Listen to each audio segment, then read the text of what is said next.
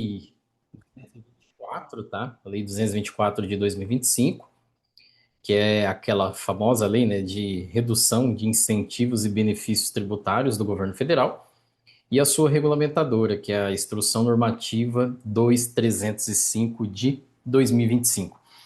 No final do ano passado, a gente teve muitas coisas novas, já não basta tudo que a gente está estudando, então estamos estudando a reforma tributária, estamos estudando muita coisa, e aí o governo federal, como sempre, todo final de ano, no apagar das luzes, ele traz alguma novidade, né? E o ano passado não foi diferente. Então, ano passado ele trouxe, já praticamente no finalzinho do ano também, aquela lei da tributação das altas rendas, que foi a lei 15.270, e depois, mais no finalzinho ali, já no mês de dezembro, ele trouxe também a lei 224 de 2025. Então, essa lei ela fala sobre essa redução de incentivos e benefícios tributários. E, inclusive, né, o governo federal, o que, que ele fez? Ele também aumentou os percentuais de presunção do lucro presumido. Então, é isso mesmo. Além de reduzir muitos benefícios e incentivos tributários, tá, em 10%, ele também criou, tá, ele também criou uma cobrança adicional em relação ao lucro presumido. E isso vai impactar todas as atividades, tá, gente? Então, se você tem cliente que ele tributa pelo lucro presumido, tá? Então, pode ser uma atividade de indústria, de comércio, de serviço, se a tributação é pelo lucro presumido e se, no caso, a receita anual da empresa, né, ela superar 5 milhões, aí então a empresa terá que pagar uma majoração da alíquota do percentual de presunção, tá? É da alíquota do percentual de presunção, gente, não é da alíquota do IRPJ e da CSL, tá? Quando eu li a lei pela primeira vez, eu acabei tendo entendimento também de que o RET ele entraria nessa redução linear, tá? Mas depois, pessoal, estudando de novo, tá? Lendo ali várias vezes, eu entendo de que o RET ele não vai entrar na redução linear, tá? E aí, então nós vamos fazer o estudo da legislação.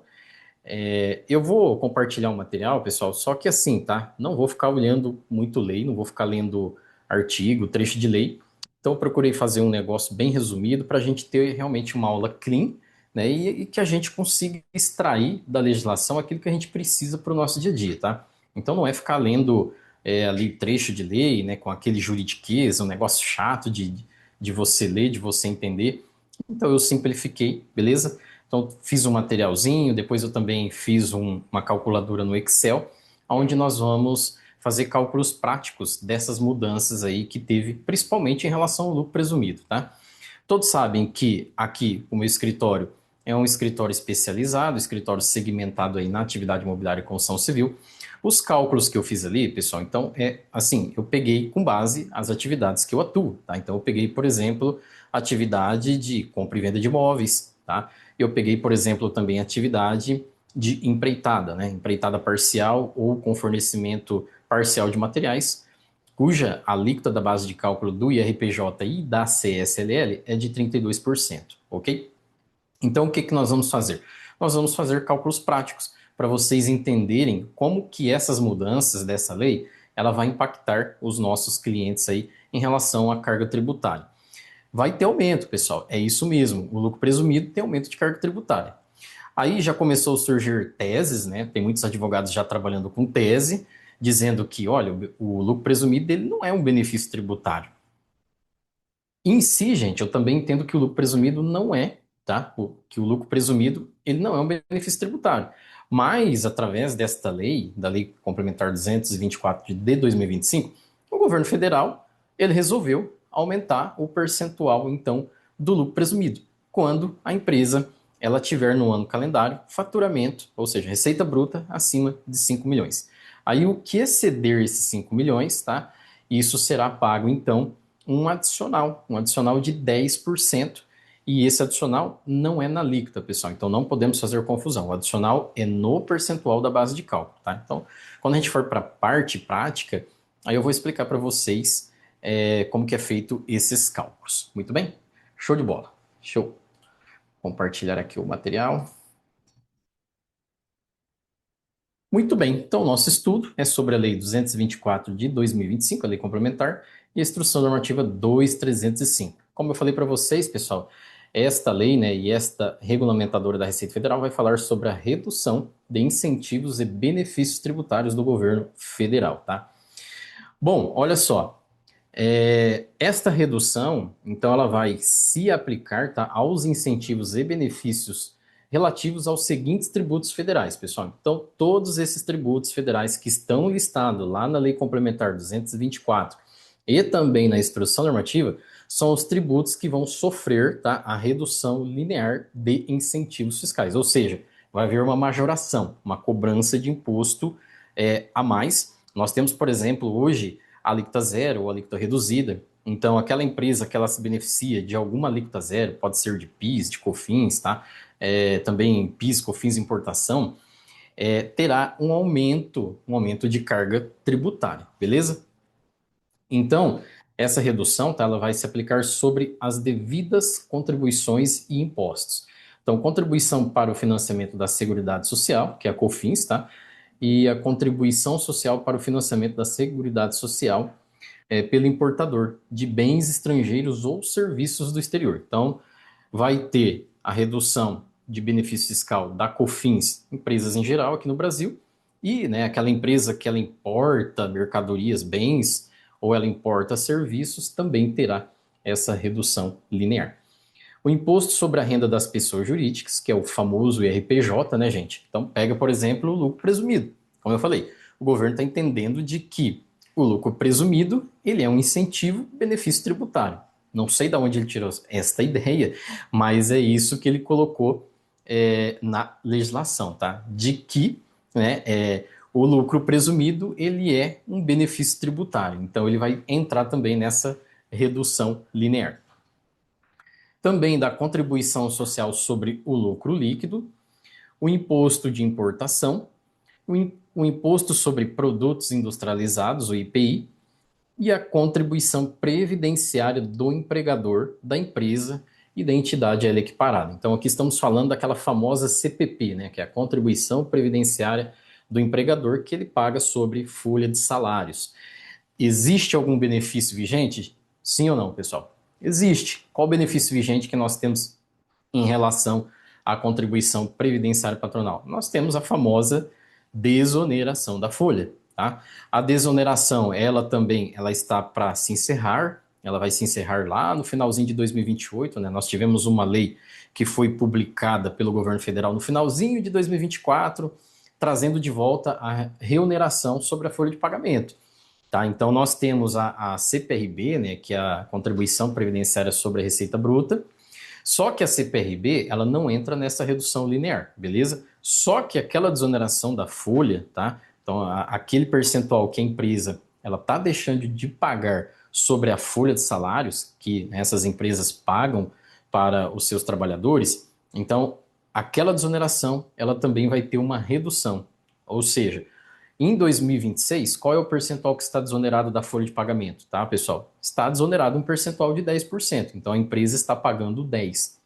Qual que é a cota patronal, tá? Qual que é a alíquota que as empresas pagam sobre a folha de salários, que está previsto lá na Lei 8.212 de 91? 20%.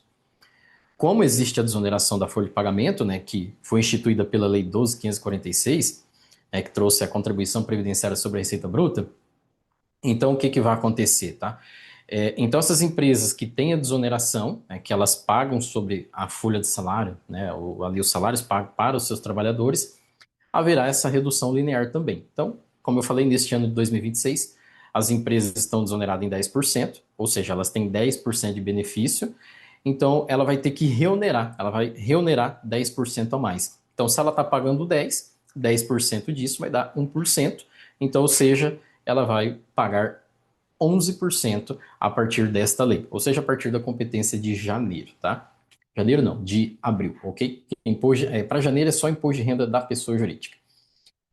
O disposto neste artigo abrange os incentivos e benefícios tributários federais relativos aos tributos especificados no parágrafo deste artigo, tá? Desde que, pessoal, olha só, discriminado no demonstrativo de gastos tributários a que se refere lá o parágrafo 6º do artigo 165 da Constituição Federal, anexo à Lei Orçamentária Anual de 2026.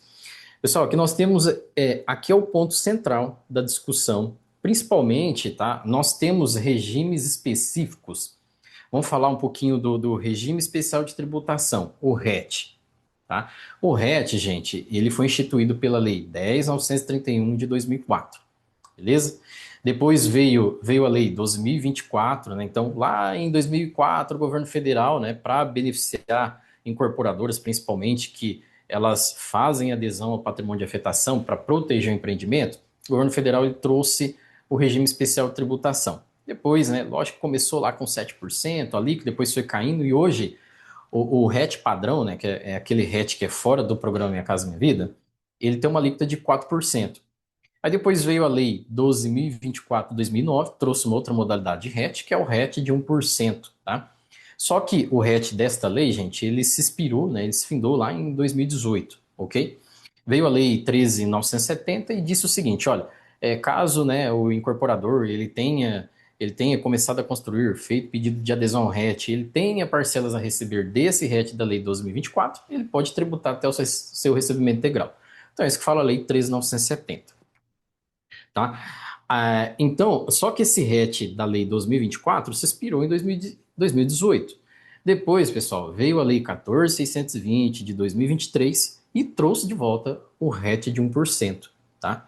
Que é aí o RET para o programa Minha Casa Minha Vida ou programa Casa Verde e Amarela. Perfeito? Show de bola? E aí, pessoal, aqui surgiu um ponto de discussão muito grande, porque, né, muitas pessoas começaram a fazer confusão. Olha, o RET, ele é um regime especial tributário. E se você olhar na Lei 224 e você também olhar lá na regulamentadora, na N 2305, tem trechos, né, tanto na lei quanto na regulamentadora, que fala que regimes especiais, né, que são ali tributados com base em um percentual de presunção, terá a redução linear, ou seja, terá aquele acréscimo de 10%. Eu, quando li a legislação pela primeira vez, eu também tinha entendido de que o RET ele entraria nessa redução linear. Então, ou seja, o RET de 4% ele passaria para 4,4% e o RET de 1% passaria para 1,10%. Tá? Só que, pessoal, depois, lendo, né, lendo a lei, lendo a instrução normativa, li umas par de vezes, eu entendi de que não, de que o RET, tá, ele não entra nessa redução linear. E por que que eu falo isso, pessoal? Que o RET ele não vai entrar nessa redução linear, tá? Justamente por esse trecho da legislação, da Lei 224, tanto da instrução normativa, que fala, tá, que só vai entrar nessa redução linear os tributos que estão discriminados no demonstrativo de gastos tributários a que se refere a Constituição Federal.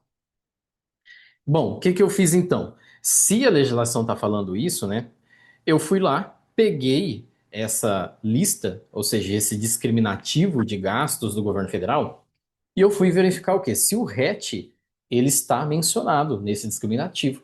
Então eu fui lá, abri o discriminativo e lá eu fui procurar. Bom, vamos ver se o RET está aqui, né, se o governo entende que o RET para incorporação ele é considerado um gasto tributário. Quando você abre, pessoal, lá o discriminativo de gastos, tá?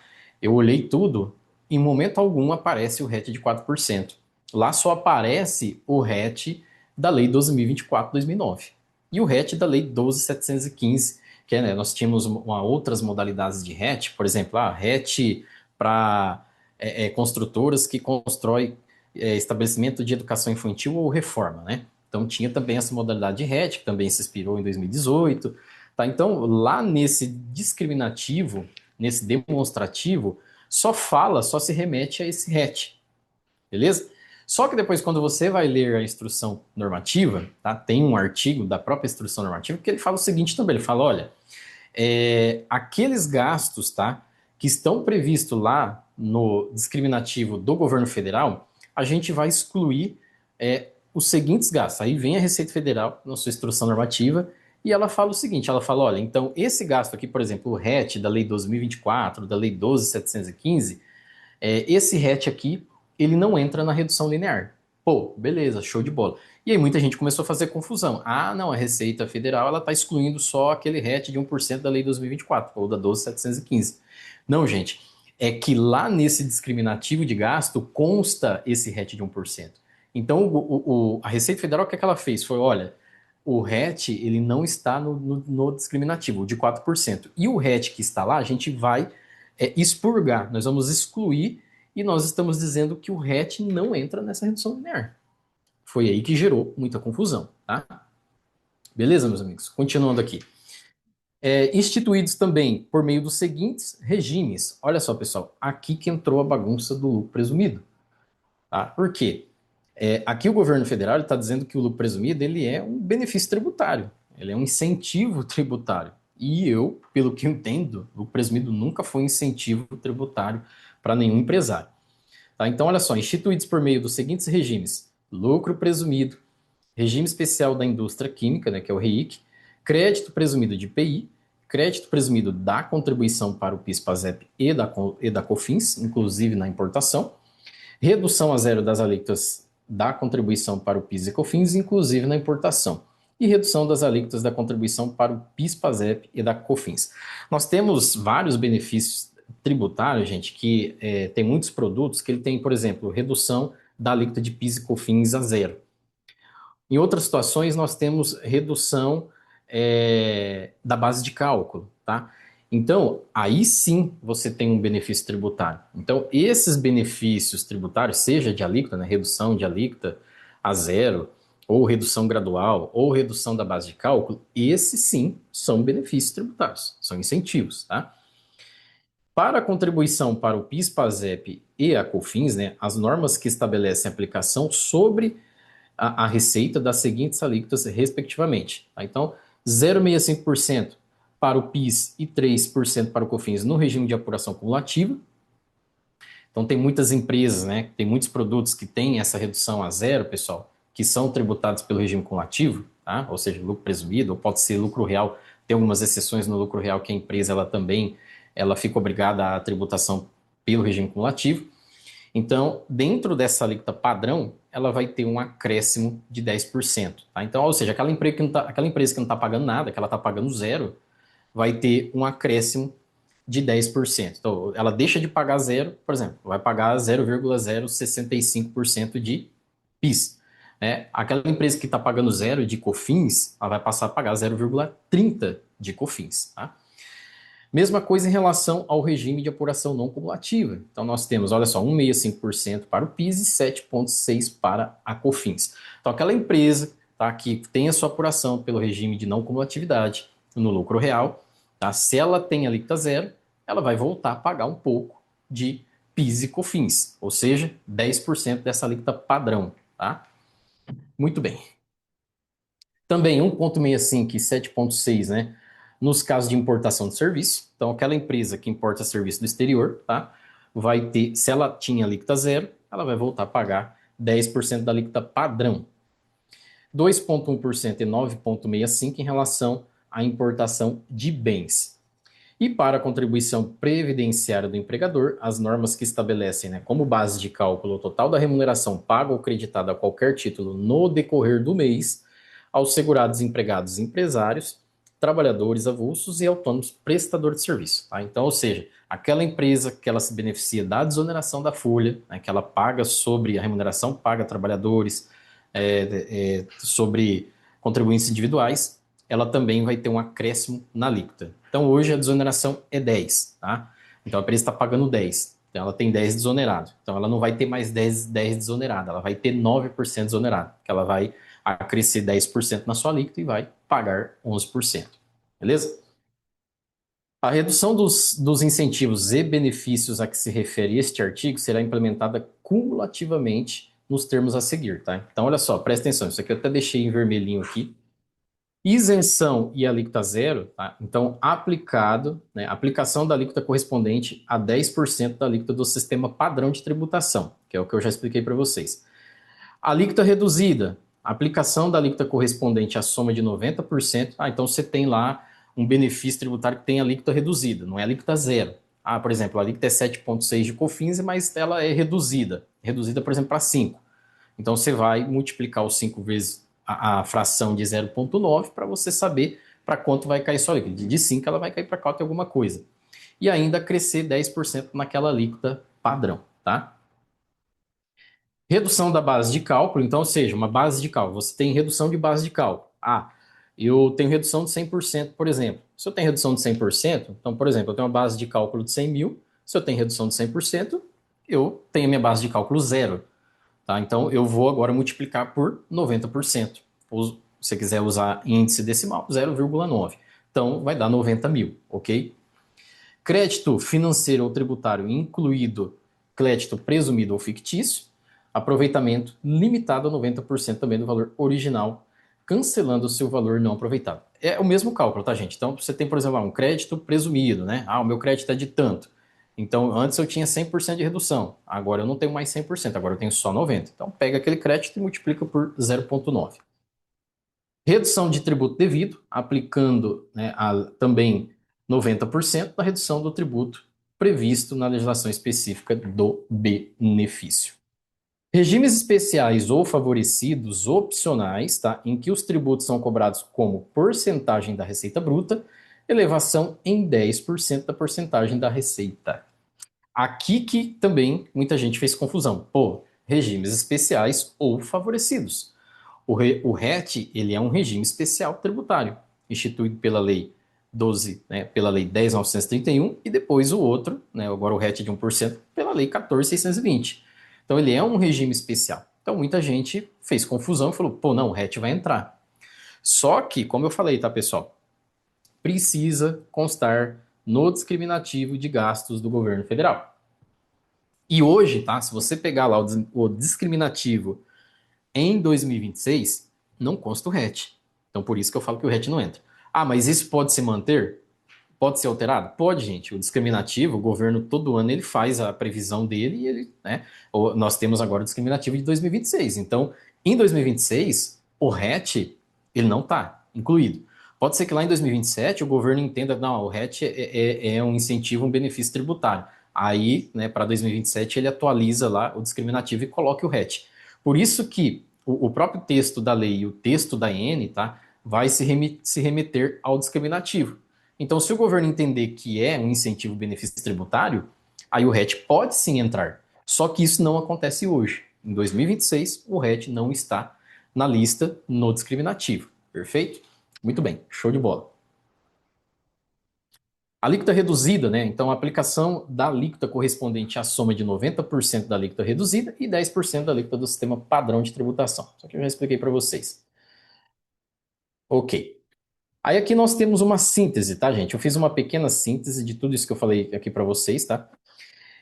Nós temos aqui também, olha só, regime de tributação em que a base de cálculo seja presumida, acréscimo de 10% nos percentuais de presunção. Aí aqui também muita gente fez confusão entendendo que, pô, vai aumentar o percentual do imposto. Vamos pegar o lucro presumido. Qual que é o percentual do IRPJ, gente? 15, se tiver adicional, mais 10. Qual que é o percentual da CSL, né? É 9. Ah, então, beleza, vai aumentar as alíquotas? Não é as alíquotas. Ou seja, não é as alíquotas do imposto, é as alíquotas do percentual de presunção, tá?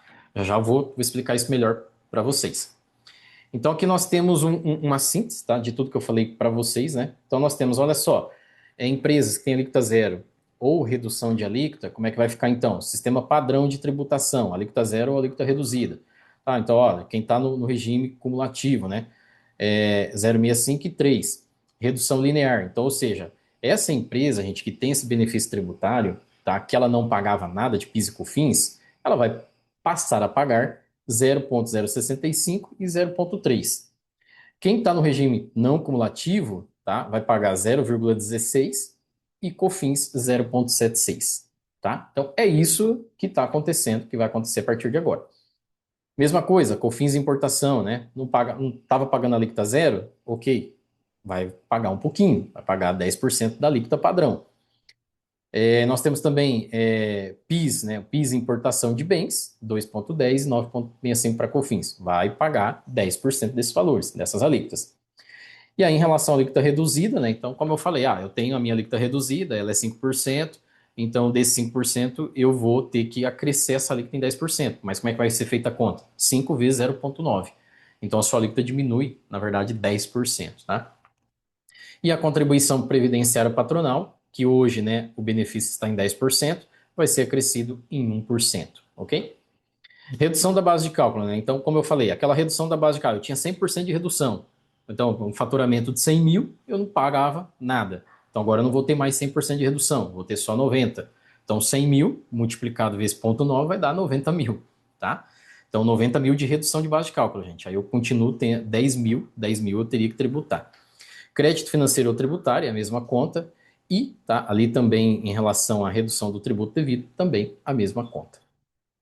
E aí, em relação ao lucro presumido, tá, gente? O que que diz a lei complementar e também a instrução normativa da Receita Federal?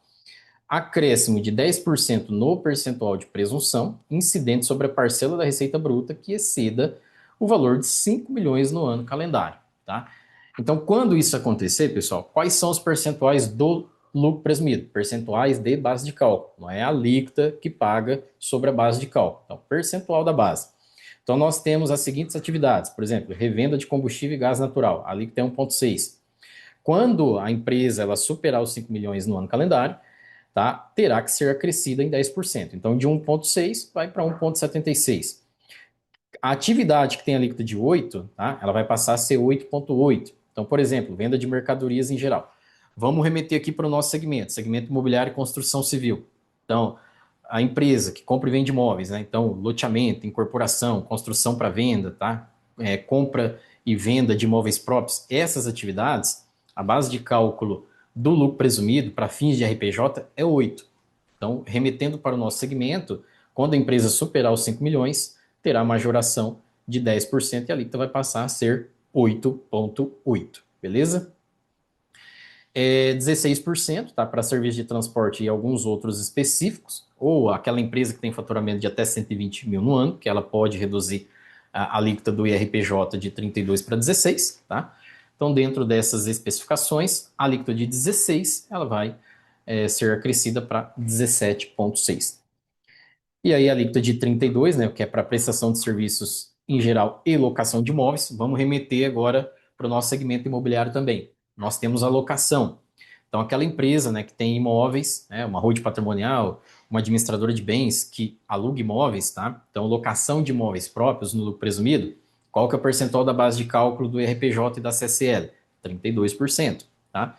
Então, esta alíquota de 32, ela vai ser acrescida para 35,20. E as operações financeiras de 38,4 pode chegar até os 42,24. Lembrando, tá, gente, o IRPJ, tá, ele já surte seus efeitos a partir do dia 1º de janeiro de 2026. Então, quando você for fazer a apuração do lucro presumido do seu cliente, você vai precisar, já agora no primeiro trimestre, calcular e verificar essa majoração da base de cálculo. Em relação à CSL, tá, e os demais tributos, é só a partir de abril, que nós temos aquela questão daquela noventena, né, que é 90 dias que antecede a lei. Então, ou seja, não pode ser agora, então vai ser só a partir do segundo trimestre. Isso entra, então, a CSL e os demais tributos, tá? Aí a CSL, gente, como é que vai ficar? Então, olha só, CSL, alíquota de 12 para indústria e comércio, se tiver a majoração, vai para 13,20, tá? Alíquota de 32 vai para 35,20, serviço em geral, locação, empreitada, aquela empreitada de construção civil quando não se fornece todos os materiais, ou a empreitada parcial, só com mão de obra, tá? E aí nós temos os serviços financeiros, né, as operações financeiras, também de 38 para 42. Muito bem. Conseguiram entender aqui, pessoal, essa primeira parte? Vocês estão conseguindo me acompanhar? Estão conseguindo me acompanhar? Tá? Em relação à legislação, pessoal, tá? Era isso que eu queria trazer um resumo. Só que eu vou compartilhar com vocês aqui e eu vou abrir a instrução normativa e eu vou abrir o gasto, tá? O demonstrativo de gastos do governo federal. Então, vou abrir aqui, por exemplo, o anexo 2. Gente, esse aqui é o demonstrativo de gastos do governo federal. Tá? O que ele considera como gasto, deixa eu mostrar aqui para vocês, ó. O anexo 4, né, ele fala de renúncia de receitas administrada pela Receita Federal do Brasil e Previdência, tá? Ano de 2026. Isso aqui é bem extenso, tá, gente? É bem extenso, ó. Só que quando você vem aqui para esse demonstrativo de gastos tributários, por exemplo, eu vou pesquisar aqui o RET, tá? Ó, Regime Especial de Tributação. Então temos ali, ó, Recine, né? Regime Especial de Tributação. Esse regime especial está constando aqui no discriminativo de gastos, tá? Vamos lá.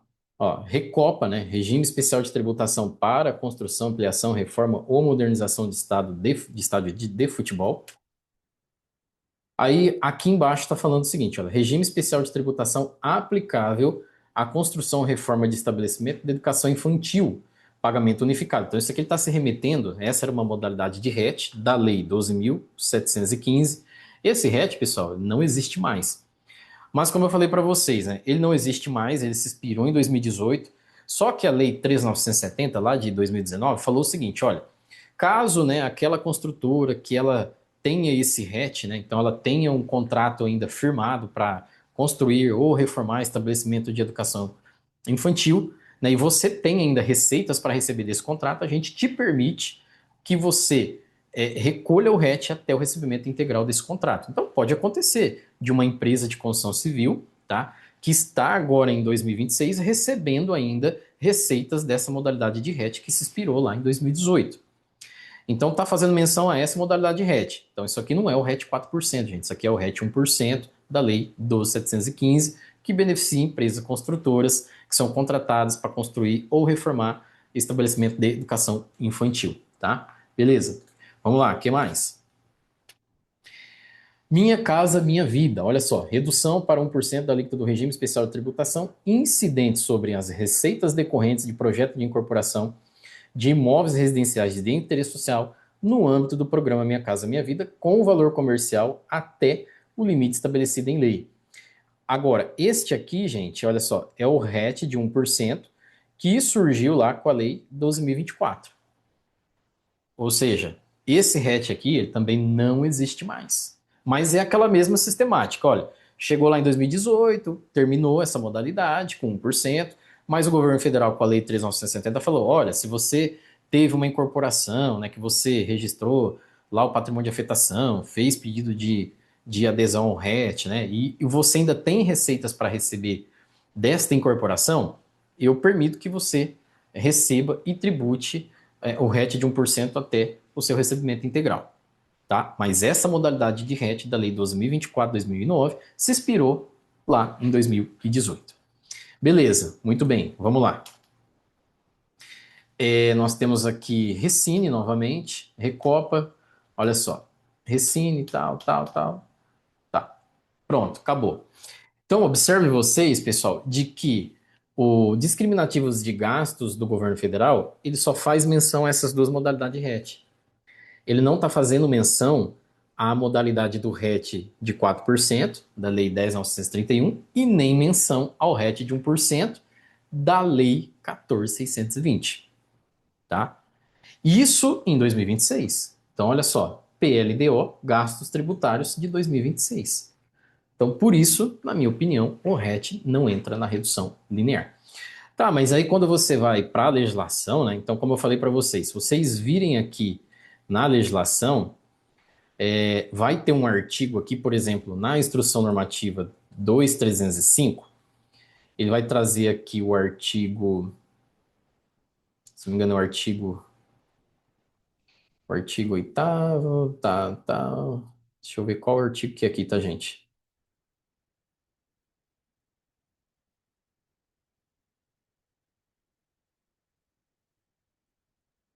Aqui, ó. No capítulo 8º, né, dos regimes com base de cálculo presumida. Então, esse artigo 13, ele fala o seguinte aqui, olha, no caso dos regimes de tributação em que a base de cálculo seja presumida, a redução, né, do benefício será implementada mediante acréscimo de 10%. Não, não é aqui não. Acho que está mais. Deixa eu ver aqui. Só um pouquinho, tá? Deixa eu encontrar aqui qual artigo que é certinho.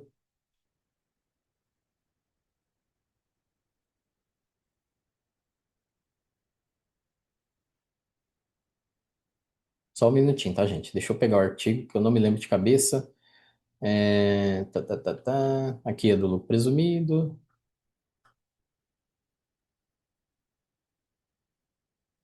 Aqui, ó. É o 12, né? Olha só o que fala aqui o artigo 12, tá? No caso de benefícios de regimes especiais ou favorecidos, né, opcionais, em que os tributos são cobrados com percentagem da receita bruta, a redução do benefício será implementada mediante elevação em 10% da porcentagem aplicada sobre a receita bruta. Então, muita gente fez confusão com isso daqui, né? Eu, inclusive, como eu falei para vocês no começo, quando eu li, eu também fiz essa confusão. Porque aqui tá muito claro de que, olha, beleza, regimes especiais, né? Ou favorecidos, em que os tributos são cobrados sobre uma porcentagem sobre a receita bruta, que é o caso do RET, e outros, né?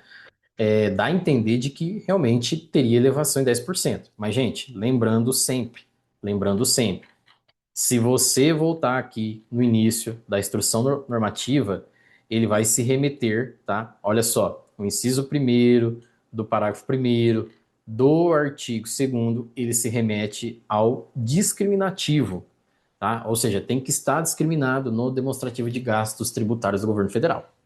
É isso que está falando. Então, o que eu percebi da instrução normativa da Receita Federal? Um artigo se contrapondo ao outro. Quando você lê o artigo 12, você entende de que o RET entraria. Mas quando você remete para o artigo 2º, a legislação, ela fala que precisa estar discriminados no demonstrativo de gastos. E se você vai olhar no demonstrativo de gastos, não consta o RET 4% da Lei 10.931 e nem consta o RET também da Lei 14.620, tá? Perfeito? Aí, para fazer uma confusão um pouco maior ainda, tá? Vamos lá. Quando você chega lá no final da instrução normativa, o que que fala aqui embaixo, gente? Nós temos o artigo, acho que vai ser o 17, tá?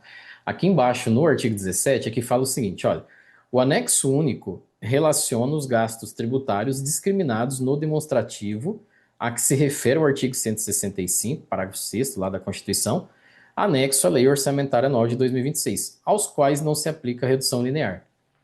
Aí muita gente, pô, beleza, então o RET entra. Porque pegou, veio, leu esse artigo 17, aí veio aqui embaixo, né? Procurou, por exemplo, o que está aparecendo aqui nesse demonstrativo, tá, gente? Então, nesse anexo único aqui, que se remete ao artigo 17, quando você olha ele, aqui ele vai falar só do RET do programa Minha Casa Minha Vida, da Lei 12.024 e da Lei também 12.715. E aí muita gente, beleza, então o RET 4% vai entrar na redução linear. O RET de 1% da Lei 14.620 vai entrar na redução linear.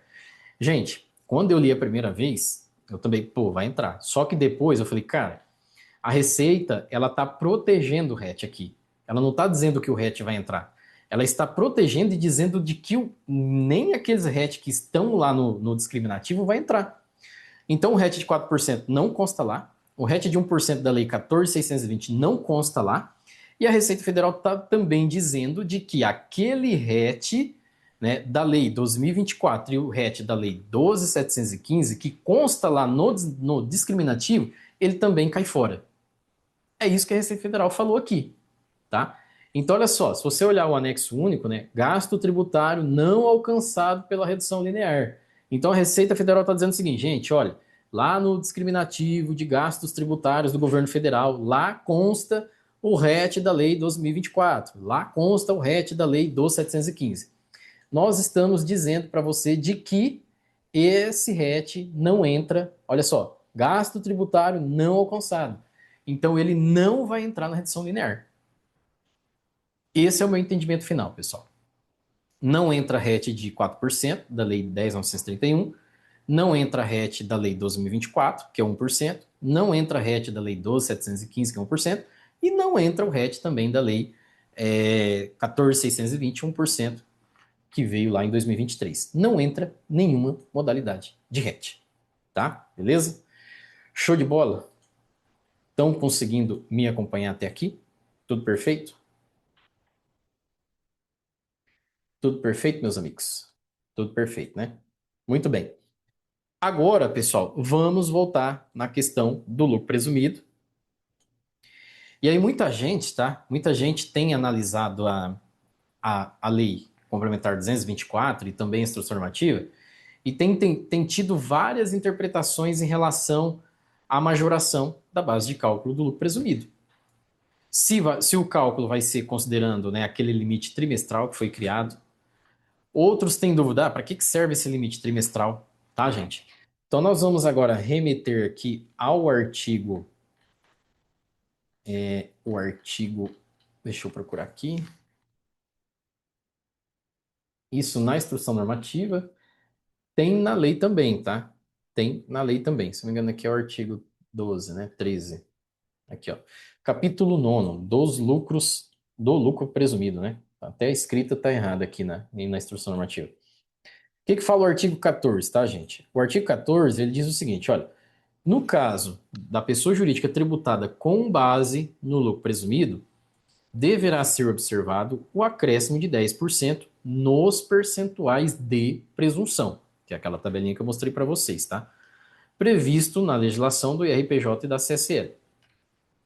O acréscimo previsto no artigo 14 somente se aplica aos percentuais de presunção incidentes sobre a parcela da receita bruta que exceda o valor de 5 milhões no respectivo ano calendário, aplicando-se, gente, aqui que gera maior confusão.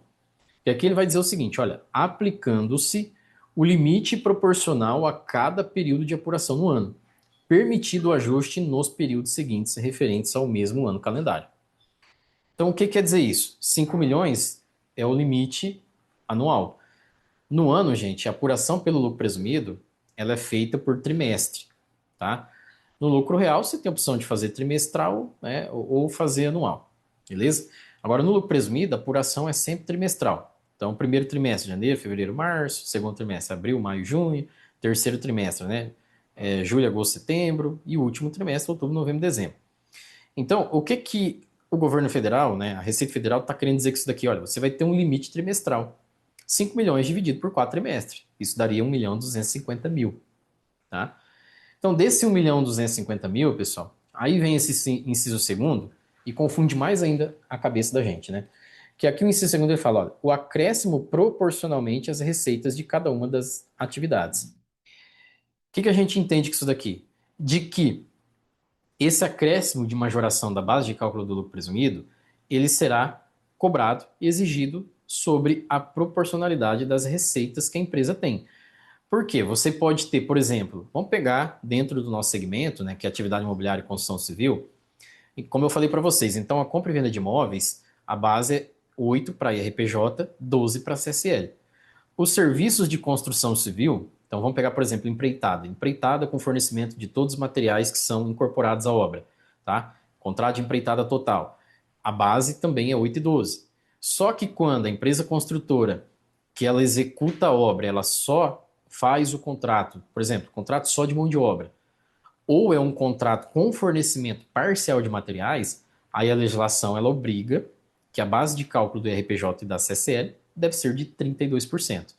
Então vamos pegar esse exemplo, tá? A base de cálculo de 8 e 12, tá? E a base de cálculo de 32%.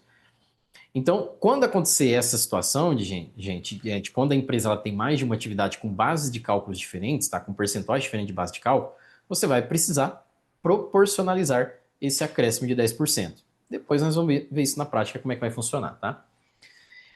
E aí o parágrafo primeiro ele diz o seguinte, olha, o limite de que trata o CAPT deve ser verificado a cada trimestre do mesmo ano calendário, considerando a receita bruta acumulada no ano, tá? Observando que no trimestre em que o limite for superado, a base de cálculo do IRPJ e da CSL deve ser calculada aplicando-se o acréscimo de 10% dos percentuais de presunção do IRPJ e na CSL, na parcela da receita bruta superior ao limite. Gente, esse parágrafo aqui é o que gera maior confusão. Aqui dá a entender de que essa majoração ela deve ocorrer já por trimestre, se caso a receita bruta da empresa ultrapassar o limite trimestral, que é de 1.250.000, e também dá a entender de que isso pode acontecer só quando a empresa ela superar os 5 milhões no ano. Tá? E isso é o que dá a entender desse primeiro parágrafo. Já o parágrafo segundo fala o seguinte, olha, nos trimestres subsequentes do mesmo ano calendário em que o limite anual tiver sido superado, a base de cálculo do IRPJ e da CSL será apurada com a aplicação do acréscimo de 10% nos percentuais de presunção do IRPJ e da CSL sobre a totalidade da receita bruta de cada trimestre. Então a partir do trimestre em que a receita bruta do ano, né, calendário, já ultrapassou 5 milhões, então a partir dali não tem mais limite trimestral. O que ultrapassou, você já vai acrescer 10% na base de cálculo. Terceiro, no caso de pessoa jurídica com atividades diversificadas e sujeita a mais de um percentual de presunção e que ultrapasse o limite previsto dentro do trimestre, tá? A base de cálculo do RPJ e da CCE deve ser calculada considerando o acréscimo de 10% nos percentuais de presunção do RPJ e da CCL na parcela da receita bruta superior ao limite de forma proporcional à receita bruta. Então aqui é aquela questão que eu falei para vocês de proporcionalidade em relação às receitas de cada atividade quando elas tiverem percentuais de presunção diferente, tá? Parágrafo 4º.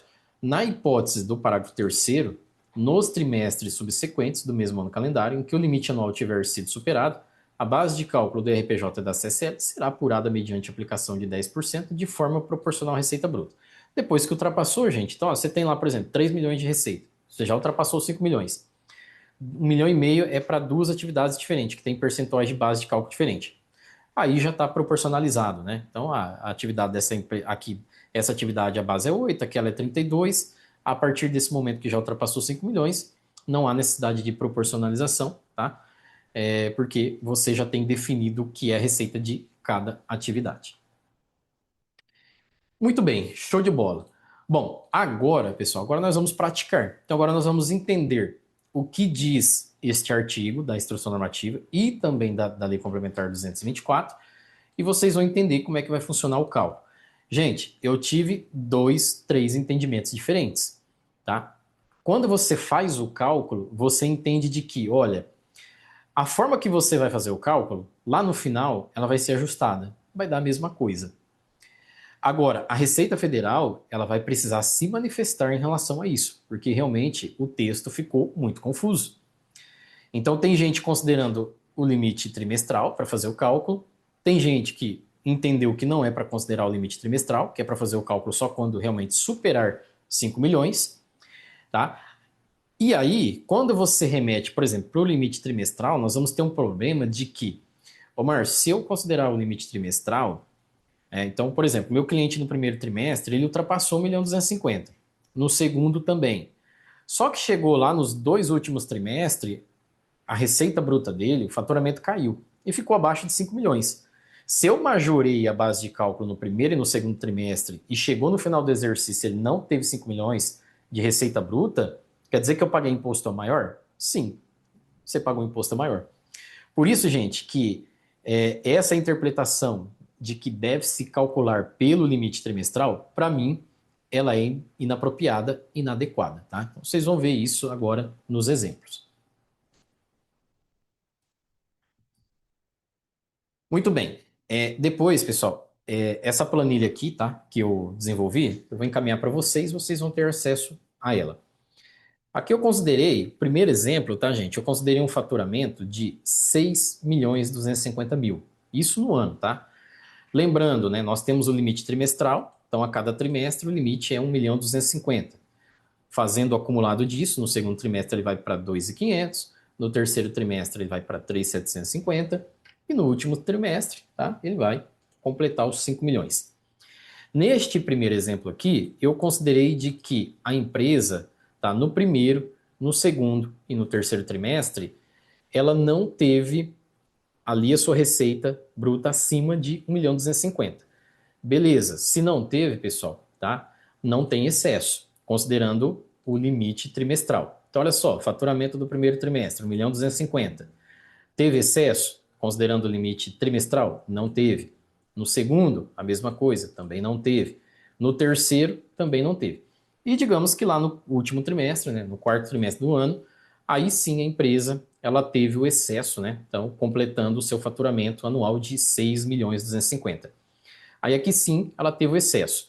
Gente, esse seria o melhor dos mundos, né? Entender a legislação dessa forma, que é o entendimento que eu tive inicial, ok? Que esse é o mundo perfeito. Beleza, ultrapassou os 5 milhões, eu pago a majoração da alíquota né, ali em relação à base de cálculo. Então, calculando aqui o percentual de presunção, estou considerando dentro do segmento imobiliário, por exemplo, uma empresa que compra e vende imóveis, pode ser também um loteamento, uma incorporação que, né, tributa pelo lucro presumido. Então, estou considerando aqui, como não teve excesso, 1.250.000 vezes 8%. No segundo trimestre, a mesma coisa. No terceiro trimestre, a mesma coisa. Aí, gente, no quarto trimestre, tá, você vai fazer então, olha, o que excedeu 1.250.000? Foi 1.250.000. Então, ou seja, 1.250.000 você aplica a base de presunção 8 e 1.250.000, que é o excedente, você aplica a base de presunção 8,8. Por quê? Por causa da majoração da alíquota, da base de cálculo. Nós chegamos então no ano aqui, né, a uma base de cálculo do IRPJ de 510 mil. Fazendo o cálculo do imposto, gente, considerando, né, lembre-se de que temos o adicional do imposto de renda. Como que é o adicional, gente? O adicional do imposto de renda, o adicional ele é 60 mil por trimestre e anual 240 mil reais. Como a apuração no lucro presumido é trimestral, então você considera 60 mil por trimestre. Quando a base de cálculo ela ficar superior a 60 mil reais, o que exceder a 60 mil tem que pagar aquele adicional de 10%, tá? Por isso que aqui eu coloquei RPJ 15 mais 10. Isso significa que só vai ter a majoração da base de cálculo quando a empresa pagar adicional do imposto de renda. Não tem como, né? Porque 1.250.000, gente, a alíquota, a não ser quando seja a alíquota de 1,6%, né? Que é lá a revenda de combustível e de gás natural. Aí, se você calcular o percentual de base de cálculo, ele vai dar muito menor, né? Agora, em relação aos outros percentuais, tá? 8, 16, 32, para se pagar a majoração em 10% do percentual da base de cálculo, vai se pagar o adicional, correto? Então, nesse caso aqui, né, quanto que daria o imposto de renda? No primeiro trimestre, 19 mil, no segundo, 19 mil, no terceiro, 19, e no último trimestre daria 46, totalizando 103 mil no ano. Aí, em relação à base de cálculo da CSL, a mesma coisa. No primeiro trimestre não tem majoração, no segundo também não tem, no terceiro não tem, e no último tem a majoração.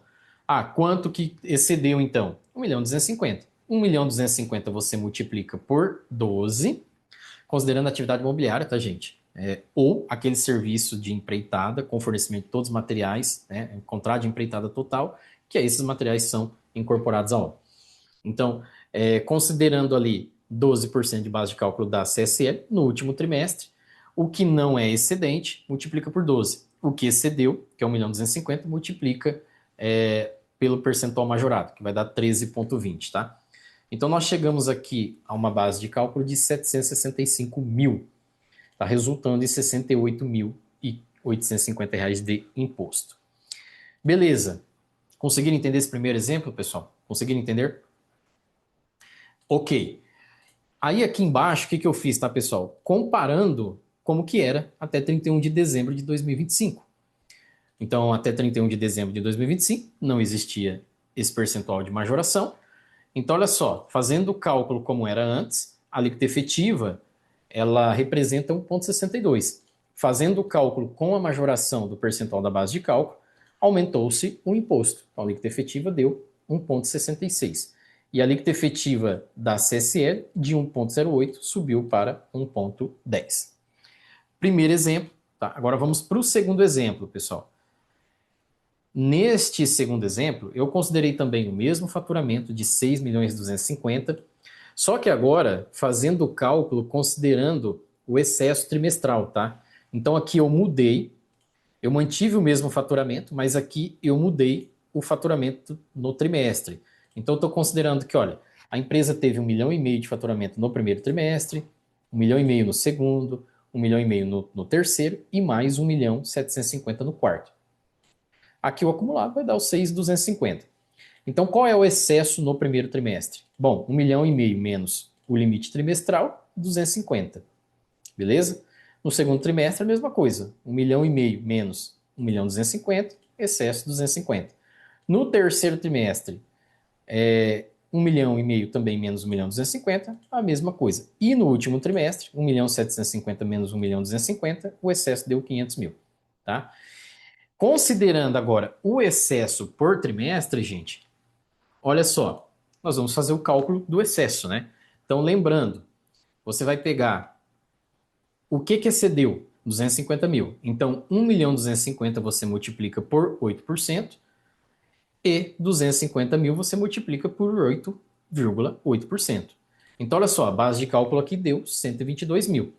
Se você comparar com o exemplo anterior, né, que eu comentei com vocês que eu fiz um exemplo que não teria o excesso nos primeiros meses, a base de cálculo ela subiu de 100 para 122. No segundo trimestre vai acontecer a mesma coisa, a base de cálculo ela também vai de 100 para 122. No terceiro trimestre, a mesma coisa, a base de cálculo vai de 100 para 122. E no último trimestre, gente, a base de cálculo ela foi de, olha só, diminuiu, né? De 210 para 144. Resultando, gente, a base de cálculo fechou em 510.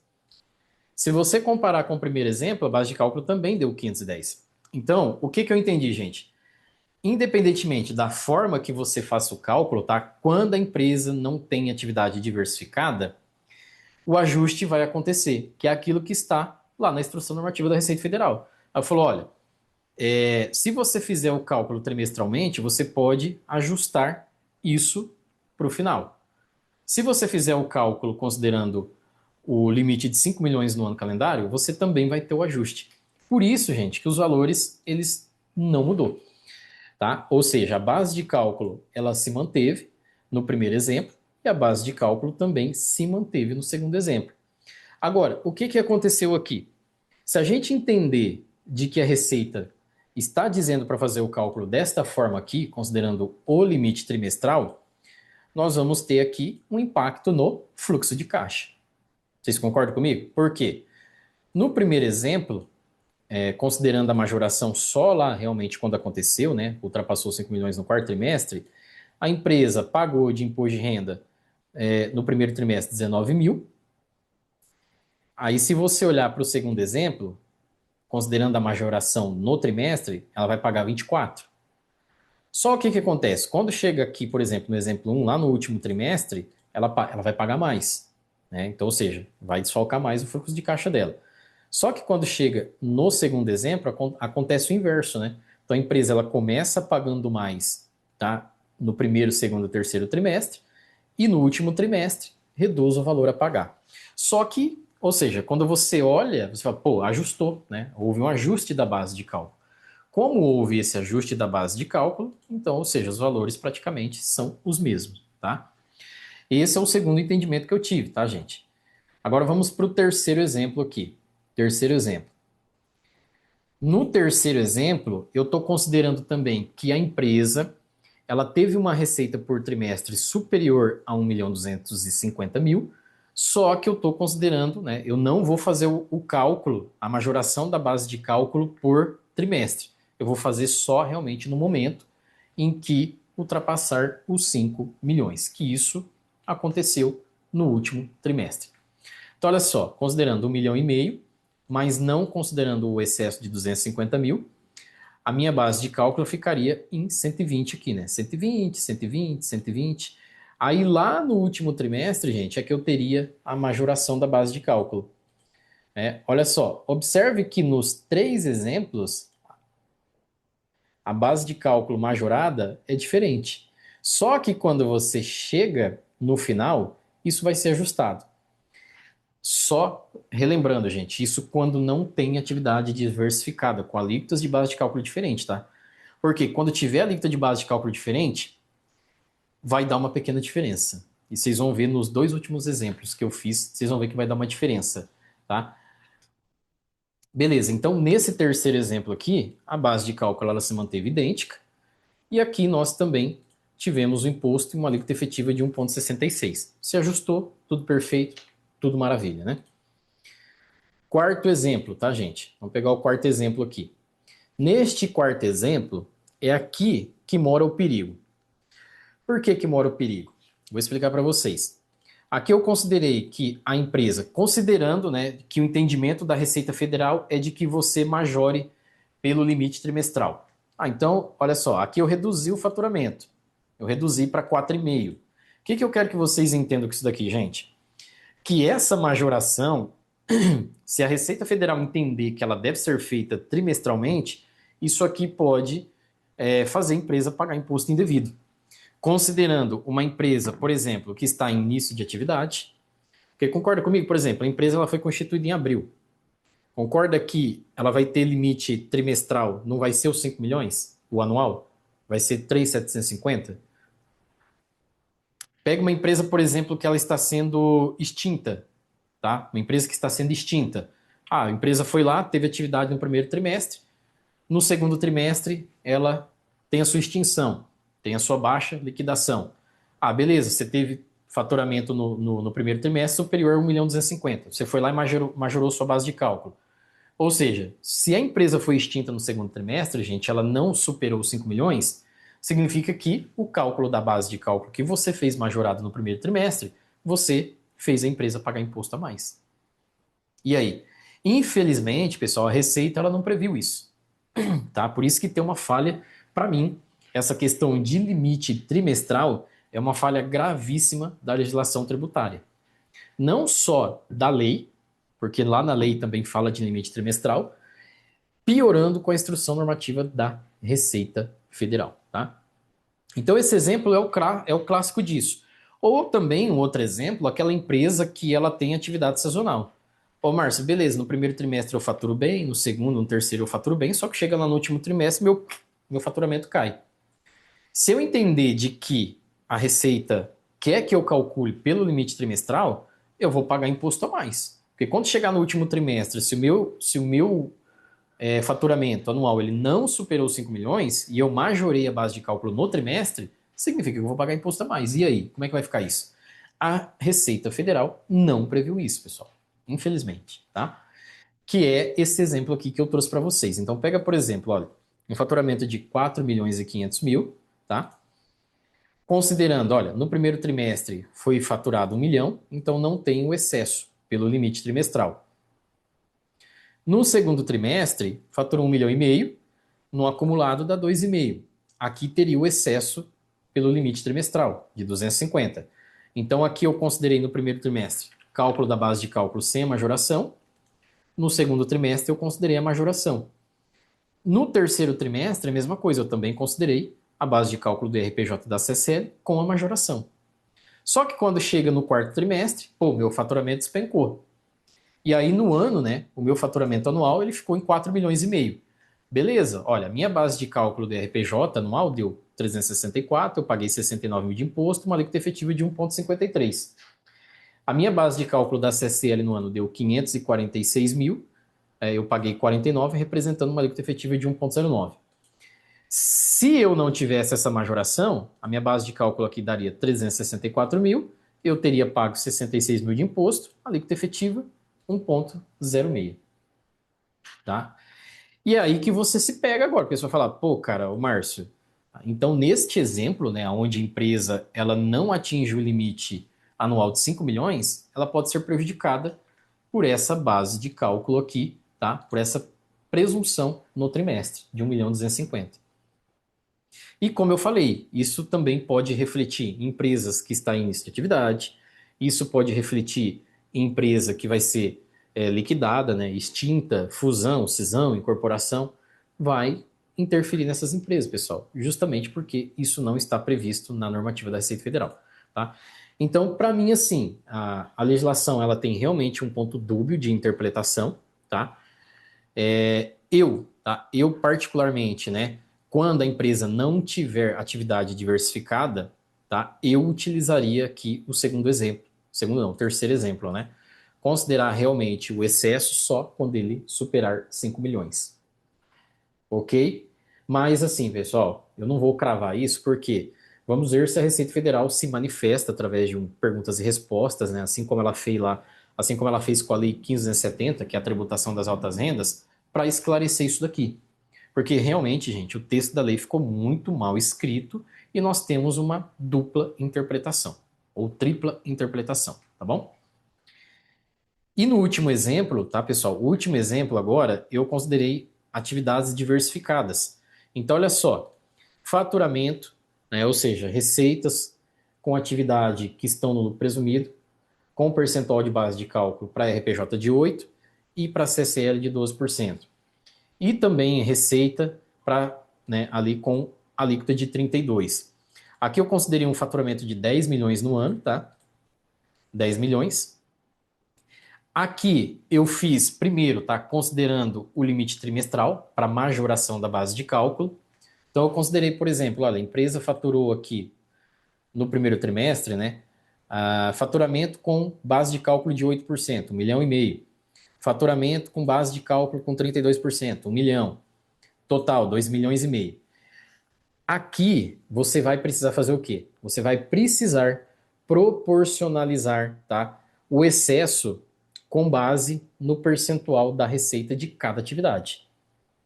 Então a gente fazendo a proporção, gente, né? Então qual foi o faturamento do trimestre? 2,5 milhões. Tá, 2,5 milhões. 1,5 milhão, ele representa quantos por cento de 2,5 milhões? Ele representa, tá? 60%. E 1 milhão, ele representa 40% de 2,5 milhões. Então, isso significa que, olha, eu vou proporcionalizar o excesso, ou seja, aquele excesso do limite trimestral, com base na proporção do faturamento. Beleza? Então, tá. Qual foi o excesso trimestral aqui que aconteceu? No primeiro trimestre, gente, nós temos, então, 2,5 milhões menos 1,250 milhão. Dá quanto? Tá? Vai dar 1 milhão, 1 milhão e pouquinho, né? Então, 2,5 milhões menos 1,250 milhão vai dar 1,250 milhão, né? E aí, então, você vai distribuir o excesso pela proporção de cada atividade. Beleza, Márcio. A atividade que tem a base de cálculo de 8%, a proporção da receita deu 60%. O que excedeu 1,250 milhão no trimestre foi 1,250 milhão. Então, você pega 1,250 milhão e multiplica por 60. Vai dar 750 mil. Aí você vai fazer agora em relação à atividade que tem um percentual de base de cálculo de 32. 1.250.000 vezes 40%, que é a proporção dessa receita, dessa atividade, você tem um excesso de 0,5 milhão. Somando os dois, gente, vai dar 1.250.000, tá? No segundo trimestre, a conta é a mesma. Você vai fazer o cálculo da proporção da receita de cada atividade, e aí o excesso, né? Aqui o faturamento também foi 2,5 milhões, menos 1.250.000, o excesso é 1.250.000. Multiplica vezes a proporção da receita de cada atividade. Você chega no excesso. Já no terceiro trimestre, olha só, no terceiro trimestre, pessoal, o que acontece? O faturamento ele foi menor, ele foi de 2 milhões. Então, você vai proporcionalizar, 1,5 milhão representa quantos por cento de 2 milhões? 75. 500 mil representa quantos por cento de 2 milhões? 25. Aí você vai verificar o excesso. Qual é o excesso aqui, gente? Então, 2 milhões no trimestre, menos 1.250.000, você tem um excesso de quantos? 750, né? Aí você vai proporcionalizar. Então, olha, 750 vezes 75% vai dar isso aqui. 750 vezes 25% vai dar isso aqui. No último trimestre, a mesma coisa. Você vai proporcionalizar a receita de cada atividade, com base no seu percentual, e vai distribuir o excesso, tá? Então, nós chegamos aqui numa base de cálculo anual, tá? Com a alíquota de 8%, de 3.229.000. E o excesso, né, de 32% a 1.770.000. Pessoal, somando isso aqui, vai dar 5 milhões.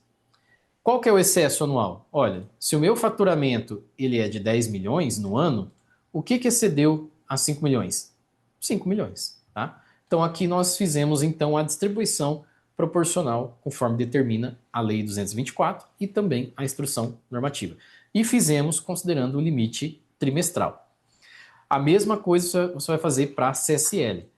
Proporcionalização da base de cálculo da CSL com base, né, o percentual da receita de cada atividade.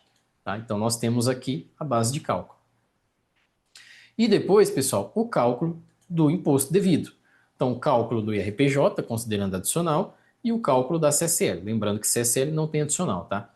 Então, aqui nós temos, né, um imposto de 424 mil, que representa uma alíquota efetiva de 4,25, e aqui um imposto de 179 mil, que representa uma alíquota de 1,80.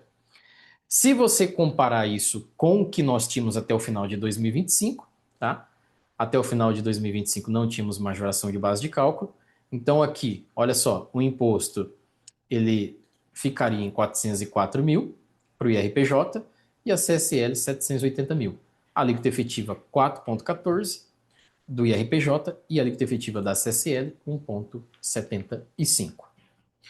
Show de bola, pessoal? Conseguiram entender como é que é feita a proporcionalização quando tem mais de uma atividade, né, com percentuais ali diferentes de base de cálculo no lucro presumido? Tá? É assim que é feita a proporcionalização.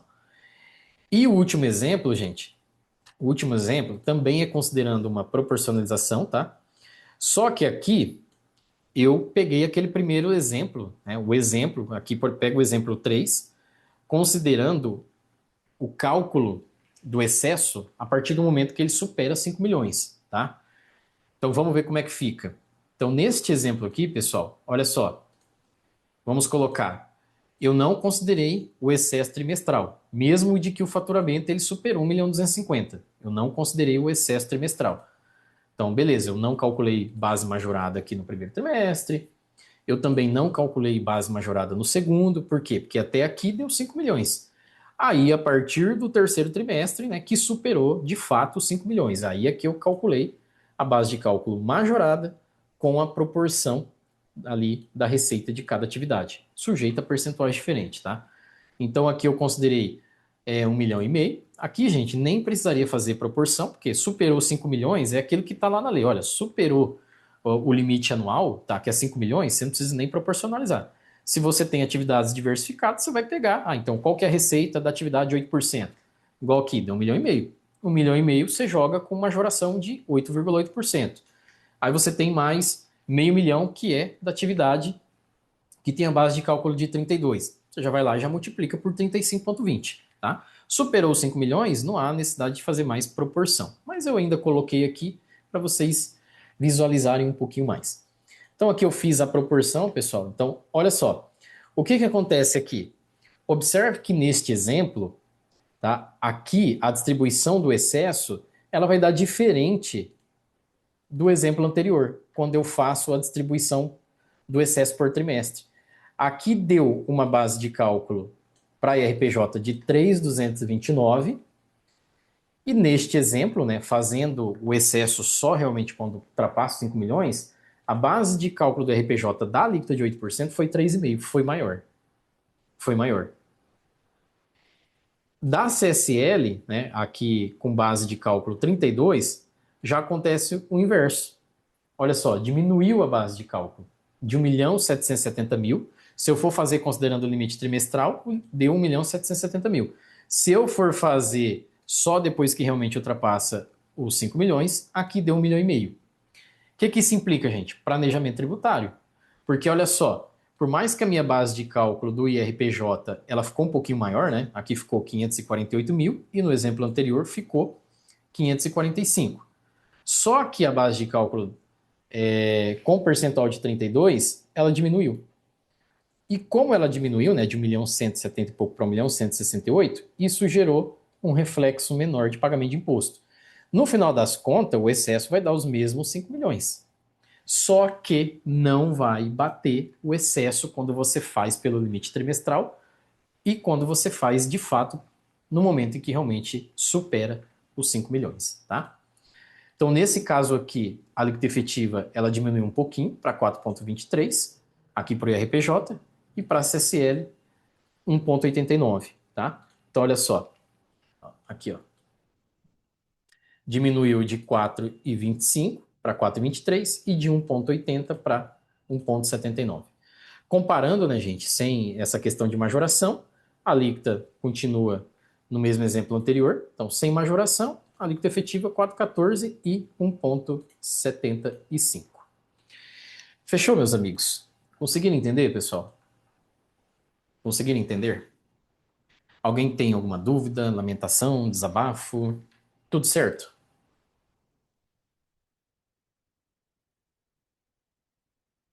Tudo certo, meus amigos? Tá todo mundo quietinho, né? O Carlos colocou aqui, coisa de louco. Exatamente, pessoal. Como eu falei para vocês, a legislação ela é bem confusa mesmo, tá? E como eu expliquei, quando eu li a primeira vez, eu tinha um entendimento, depois eu li a segunda vez, eu tive outro entendimento, tá? Então, qual é o meu entendimento hoje, depois de ler várias vezes essa legislação? Em relação ao RET, tá, pessoal? Falando aqui do nosso segmento imobiliário e construção civil.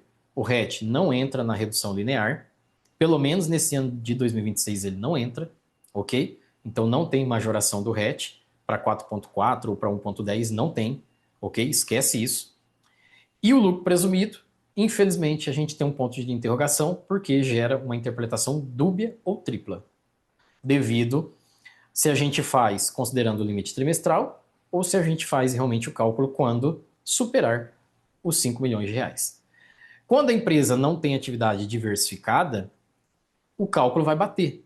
Se você fizer considerando o limite trimestral ou você fizer quando realmente superar os 5 milhões, no final vai dar a mesma coisa. Vai ser feito o ajuste. Agora, o problema é quando tem atividade diversificada, porque aí não bate. Por mais que o excesso vai dar o mesmo, que é 5 milhões, mas devido à proporcionalização das receitas com base em cada atividade com percentuais diferentes, aí o valor não bate. Ok? Os 5 milhões vai dar o excesso normal, mas em relação à proporcionalização ela vai dar diferente. E aí, como que a Receita Federal explica isso? E também, como eu citei, em relação àquelas empresas que estão sendo constituídas, por exemplo, a empresa que vai ser constituída no segundo trimestre, em relação àquela empresa que vai ser extinta, em relação àquela empresa que vai ter fusão, cisão, incorporação, como que a Receita se manifesta em relação a isso, tá? E o exemplo daquela empresa que tem atividade sazonal, que ela começa pagando base de cálculo majorada, só que quando chega no final do exercício ela não tem os 5 milhões. Como a gente deve se reportar em relação a isso? Receita Federal, responde para a gente aí. Solta um perguntas e respostas, porque nós vamos precisar. Show de bola, gente?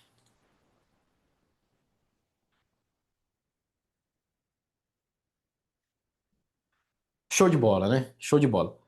Bom, pessoal, para essa aula aqui de hoje, tá? Era isso que eu queria trazer para vocês. Eu espero que eu tenha conseguido ajudar vocês a entender essas mudanças aí da Lei 224 de 2025 e também da Instrução Normativa 2305. Um grande abraço e até a próxima.